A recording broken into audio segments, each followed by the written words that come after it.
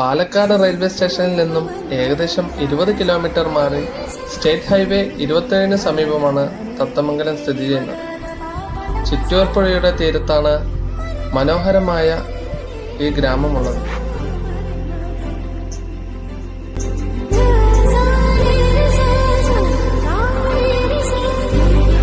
മലയാള ഭാഷയുടെ പിതാവായ തുഞ്ചത്ത് രാമാനുജൻ എഴുത്തച്ഛന്റെ ഓർമ്മകളുമായി ഈ പ്രദേശത്തിന് അടുത്ത ബന്ധമുണ്ട്.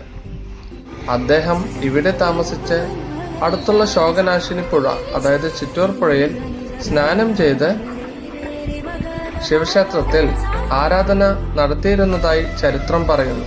തത്തയുടെ രൂപത്തിൽ കിളിപ്പാട്ടുകളുമായി അദ്ദേഹം കൃതികൾ രചിച്ചതിനാലാണ് ഈ സ്ഥലത്തിന് തത്തമംഗലം എന്ന പേര് ലഭിച്ചതെന്നാണ് വിശ്വാസം.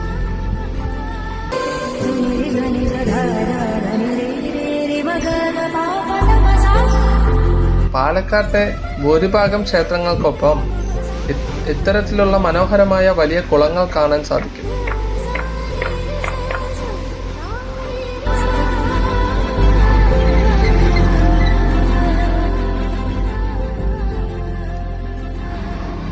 ഇവ പ്രകൃതി ഭംഗി വർദ്ധിപ്പിക്കുന്നതിനോടൊപ്പം പ്രദേശത്തെ ഭൂഗർഭ ജലനിരപ്പ് നിലനിർത്താനും സഹായിക്കുന്നു.